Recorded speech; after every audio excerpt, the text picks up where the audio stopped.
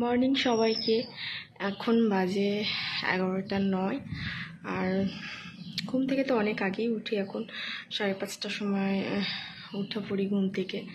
দেন তারপরে মুখ টুক ব্রাশ করে পড়ানো থাকে, পড়িয়ে নিই। আর রান্না করছিলাম, একদম বিধ্বস্ত আমার অবস্থা। আর অসুস্থ আমি প্রচুর পরিমাণে। আর কালকে তার আগের দিন ডক্টর দেখাতে গেছিলাম, আমার ডেট ছিল, বলেছিলাম যাব, তো এই কারণে কোনো ভিডিও দিতে পারিনি। তো হাঁপাচ্ছি আর কি বলবো, মানে কিছু বলার নেই। নিজের ক্ষতি নিজেই করি, আমাকে তো কেউ বুঝিয়ে পারে না। ডাক্তার ফেড আপ হয়ে গেছে, তো নিজের ভালো বলেছে, নিজে না বুঝলে আর কিছু বলার নেই। তো কি হয়েছে কি বলেছে আমি বলছি তোমাদেরকে। বাইরের ওয়েদারটা একটু দেখায়। খুব সুন্দর একটা ওয়েদার, মাশাআল্লাহ অনেক সুন্দর। আর রোদ উঠেছে, খুব সুন্দর লাগছে। ওই দিকের আকাশটা এত ভালো লাগছে। মেবি ছাদে গেলে আরও বেশি ভালো হতো, বাট এত রোদে আমি যেতে পারবো না। আমার কিছু সমস্যা ধরা পড়েছে, আমি রোদে যেতে পারবো না, তাহলে আরও এক্ষুনি হচ্ছে আমার পেন শুরু হয়ে যাবে। ওই কারণে আমি যতটুকু সম্ভব এখান থেকে দেখায়, তোমরা দেখো মেঘগুলোকে, জাস্ট দেখো, এত ভালো লাগছে।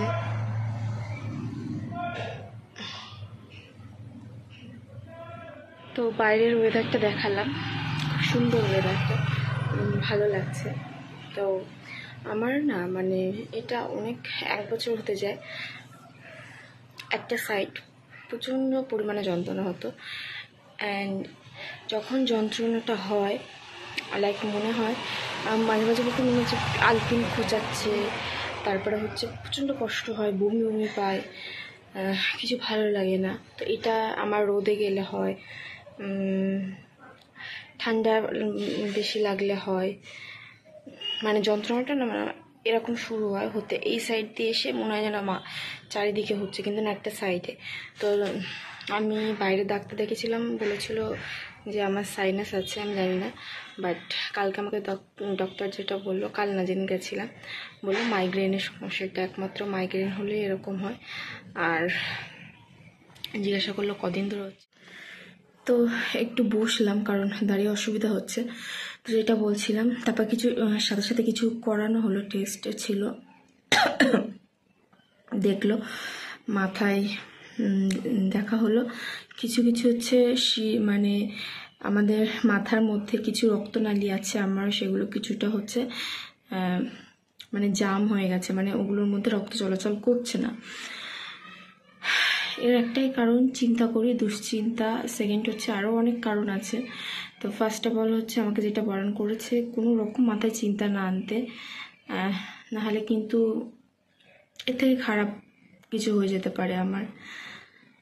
আর যখন আমার যন্ত্রণা হয়, তখন আমি জানি আমার কি হয়, আমি বুঝতে পারি না। এই রোদে গেলেই আমার হয়, রোদে ঠান্ডার মধ্যে, এসিতে গেলে আমি সহ্য করতে পারি না। দেন তারপরে খুব বেশি চিৎকার চেঁচামেচি করলে, তারপর জোরে বক্স চললে, আলোর মধ্যে ভালো লাগে না। তো এগুলো মাইগ্রেনের পেন যাদের হয়, যারা জানে এটা যে কি কি যন্ত্রণা, সেটা একমাত্র তারাই জানে। মানে কিছু বলার নেই, এই যন্ত্রণা মরে যাওয়ার সমান যন্ত্রণা। মানে এত পরিমাণ পেন হবে, জাস্ট বলে বোঝানোর কেমন, এত যন্ত্রণা হবে, যন্ত্রণার চোটে মনে হবে আমি বমি করবো, মনে হবে বমি করলে আমার একটু স্বস্তি লাগবে, কিন্তু বমিও হবে না, ঘুমও হবে না, মানে কি যে হবে কিছুই ভালো লাগবে না। তো ওষুধ দিয়েছে অনেকগুলোই, তো খেয়েছি, কেমন একটাই সকালে খাওয়ার পর, এখনও আছে। আসলে খারাপ লাগছে নিজেকে যে, আর আমার মাথার মধ্যে হচ্ছে বেশি হচ্ছে, আমার মাথা হচ্ছে নিতে পারছে না, লোড নিতে পারছে না, এত বেশি উলফাল চিন্তা করছি আর কি। তো একটু হচ্ছে বুঝিয়েছে আমাকে, মাকে ডেকেছিল, আর মাকে ডেকেও বলেছে যে কি এমন করে, এত চিন্তা করে কেন মেয়ে। আমার সামনেই বলেছে যে যদি একটা মাথার শিরা যদি জাম হয়ে যায় বা ছিঁড়ে যায় কোনো রকমের, ভাবতে পারছেন কি হবে আপনার মেয়ের। তো মা অনেকটা কান্নাকাটি করছিল বাড়ি এসে, আমাকে বলছিল যে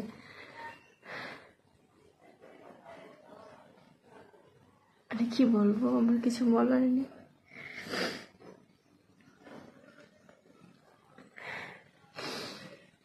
এখন হয়তো অনেকে বলবে যে তাহলে সব কিছু জানো, সব কিছু জেনে কেন তো চিন্তা করো। আসলে চিন্তা না করে কোথায় যাব? আমার ফিউচার তো আমাকে ভাবতে হবে না কিছু, তো একটা তো আমাকে করতে হবে। তো আমার যে শারীরিক কন্ডিশন, আমি যে কোনো কিছু করে খাবো এটা আমার পক্ষে সম্ভব না। আমি একটা জায়গায় একভাবে বসেই থাকতে পারি না, কিছু করতে পারি না। রেস্টের প্রয়োজন, আমার ঘুমের প্রয়োজন। আমি ঘুমাই, তাও বুঝলাম না কেন আমাকে বললো ঘুমাতে, মাথা শান্ত রাখতে বেশি। আর মানে কি বলবো, আমি চাইলেই কাজ করতে পারি, আমার উপায় আছে কিছু করে, মানে কোনো জব করার। কিন্তু মানে শুধু তো কাগজে কলমে এটা থাকলে, সার্টিফিকেট থাকলে হবে না। আমার তো একটা ক্ষমতা চাই, অত ঘন্টার ডিউটি বা অত ঘন্টা একটা কাজ করার। আমার শরীর তো দেবে না। না, সেকেন্ড হচ্ছে আমাকে তাহলে সারাটা জীবন কীভাবে বসিয়ে খাওয়াবে? মা বাবা কতদিন থাকবে? তাদের কিছু হয়ে গেলে আমাকে দেখবে কে, আমাকে খাওয়াবে কে? জানি না। আর এই রোগগুলো যা, মানে কি বলবো, সারতেও পারে নাও সারতে পারে, কোনো গ্যারান্টি নেই।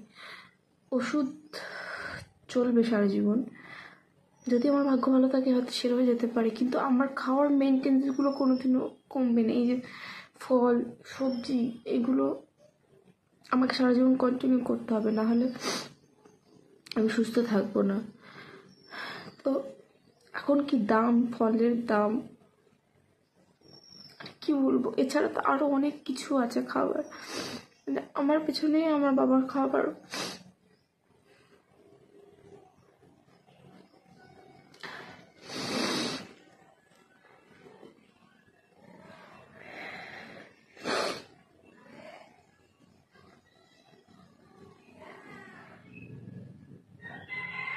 তো কিছু বলার ভাষা নেই আমার।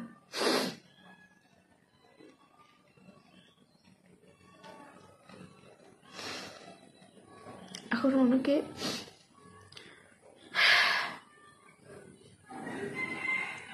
আমি 1 বছর হতে যাইনি, আগের থেকে সুস্থ, কিন্তু ওষুধ যা, খাওয়ার খরচা,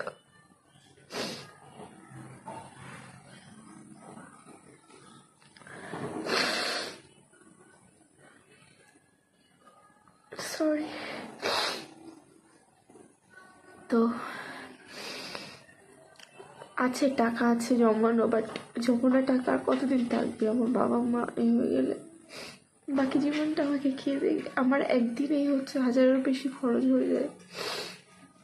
আমার থাইরয়েড আছে, অ্যালার্জি আছে, যেগুলো আমার জীবনে সারবে না। গ্যাসের প্রবলেম, এটা খাওয়ার একটু কন্ট্রোল করলে হবে, সেরে যাওয়ার চান্স আছে। কিন্তু থাইরয়েড, ওটা আমার কোনোদিনও সারবে না। ওটা হচ্ছে ওষুধ খেলে হচ্ছে কন্ট্রোলে থাকবে, ওষুধ ছেড়ে দিলে বেড়ে যাবে। অ্যালার্জি সেম, আমাকে ওষুধ নিয়ে যেতেই হবে সারা জীবন।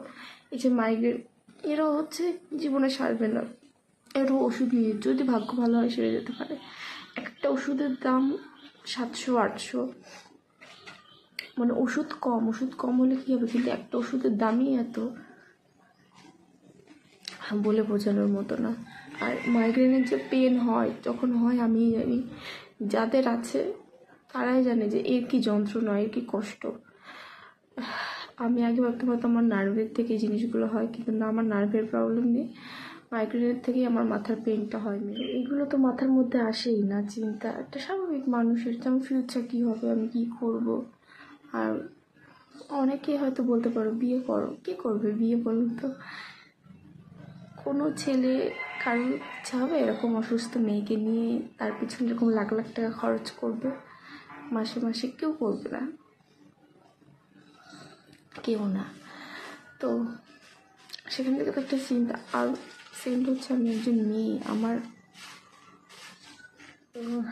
চিন্তা তো কমার কোনো কারণ নেই, কারণ আমার মায়ের অবস্থা ভালো না, খুবই খারাপ। সেখান থেকে আজ আমার মা বাবা যদি চলে যায়, আমাকে দেখার কেউ নেই। রিলেটিভ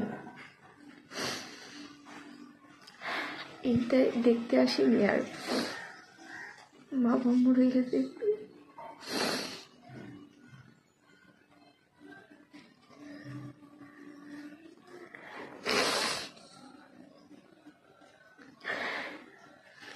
এখন মনে হয় না কিছু জিনিস জীবনে যদি না আসতো অনেক ভালো হতো। কিছু জিনিসের সামনাসামনি না দেখা হলেই ভালো হতো আমার। অ্যাটলিস্ট আমি সুস্থ থাকতাম, ভালো থাকতাম আমি অনেক। আজকের এই দিনগুলো আমাকে দেখতে হতো না। এখনো তো আমার দুটো সার্জারি আছে, একটা হচ্ছে আমার টিউমারের, একটা হচ্ছে পাইলসেরটা ওটা নির্ভর করবে ডক্টর কীভাবে, যদি আমার খুব সমস্যা হয় তাহলে হবে, আর টিউমারেরটা তো করতেই হবে। তো এরই মধ্যে এখন এটার জন্য টাইম নেওয়া হচ্ছে 1 বছর। এটা হচ্ছে ডিপেন্ড করবে, ওটা যতক্ষণ না হচ্ছে আমাকে সমস্যা না করবে করা হবে না। তো এরই মধ্যে যদি আমার বাবার কিছু হয়ে যায়, মায়ের কিছু হয়ে যায়, কে করবে আমাকে নিয়ে? কেউ দৌড়াবে? কেউ নেই।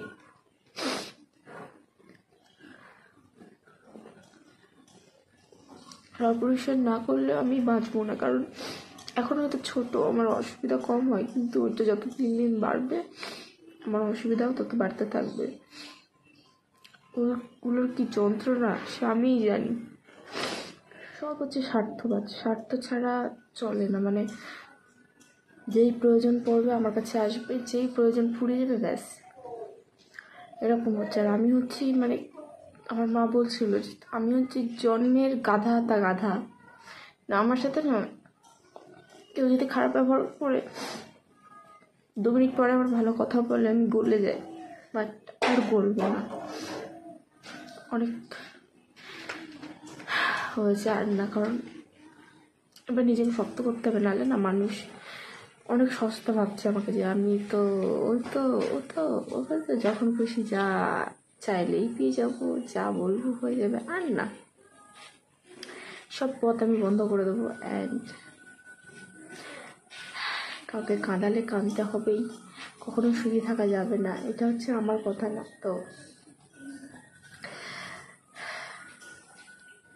তো মা বলছিল আজকে যে দেখেছিস তো কেমন বোকা তুই, যাদের জন্য তুই ইয়ে করিস তারাই আজকে। মা বলছিল যদি একটু চালাক হতিস তাহলে তোর জীবনে এই দিনগুলো দেখতে হতো না। সত্যিই তাই, সত্যি আমি অনেক বোকা, এত বোকা মানে বলার মতো না। তোমাদেরকেও বলবো কখনো না ভুল কোনো জিনিসের জন্য কান্নাকাটি করবে না, করবে না, কারণ ওটা তোমার জীবনটা পুরো নষ্ট করে দেবে। আর না,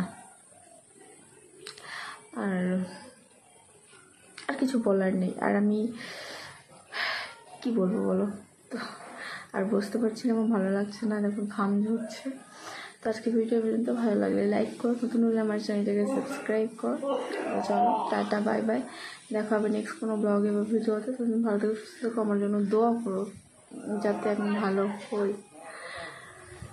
আল্লাহ হাফিজ।